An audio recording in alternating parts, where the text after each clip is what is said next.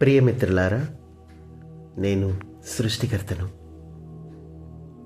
ఈ విశ్వమయ సృష్టిలోని వివిధ పరిధుల గురించి ఈరోజు మీకు వివరిస్తాను. ఈ పరిధులు ఎలా ఏర్పడ్డాయో, అందులోని భాగాలు ఏమిటో ఈరోజు మనం తెలుసుకుందాం. నా ఈ సృష్టి మొత్తం ఒక క్రమ పద్ధతిని అనుసరించి సృజనాత్మకంగా ఏర్పడింది. ఈ విశ్వాలు మరియు అందులోని భాగాలు ఒకదాని నుండి మరొకటి సృష్టించబడ్డాయి. ఒక విశ్వంలోని అన్ని భాగాలు ఒకే విధంగా ఉండవు. ఉదాహరణకు, ఒక విశ్వాన్ని తీసుకుంటే అందులో వివిధ రకాల భాగాలు ఉంటాయి. ఇక్కడ భాగాలు అంటే ఆ విశ్వపు చైతన్య స్థాయిలు అని అర్థం. ఒక్కో భాగానికి ఒక్కో విధమైన పౌనఃపున్య స్థాయిలు ఉంటాయి. వీటిని మీరు పరిధులు అంటున్నారు. ఒక్కో విశ్వంలో ఎన్నో పరిధులు ఉంటాయి. అవి ఆ విశ్వం యొక్క శక్తి స్థాయిలు అని కూడా అనవచ్చు.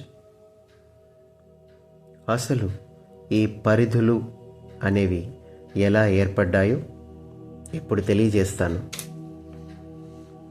ప్రతి విశ్వానికి ప్రత్యేకంగా ఒక జ్ఞానము అనేది ఉంటుంది. ఆ జ్ఞానం అనేది విశ్వం మొత్తం ఆవరించుకుని ఉంటుంది. అయితే ఈ జ్ఞానం వివిధ స్థాయిల్లో అది విభజింపబడి ఉంది.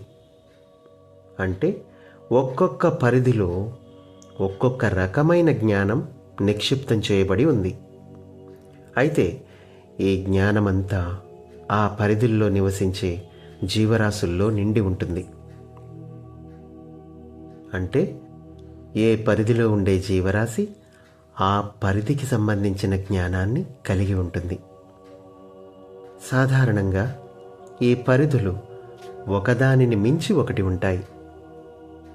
అవి తక్కువ చైతన్య స్థాయి నుంచి వాటి స్థితిని పెంచుకుంటూ ఎక్కువ చైతన్య స్థాయికి వెళుతున్నప్పుడు వాటి శక్తి ప్రవాహాలు అధికమవుతూ ఉంటాయి. ఈ విధంగా ఆ విశ్వంలో ఉండే అన్ని చైతన్య స్థాయిల్లో ఉండే జ్ఞానాన్ని అందుకోవడమే ఆ విశ్వపు జీవుల యొక్క జీవిత లక్ష్యంగా ఉంటుంది. అన్ని విశ్వాలలో కూడా ఇదే పద్ధతి కొనసాగుతూ ఉంటుంది.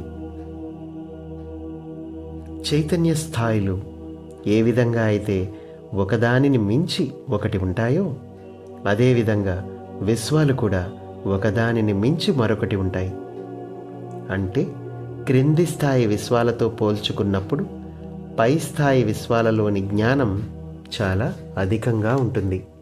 ఈ విధమైన ప్రత్యేకతతోటే సృష్టి అంతా నిర్మించబడి ఉంది.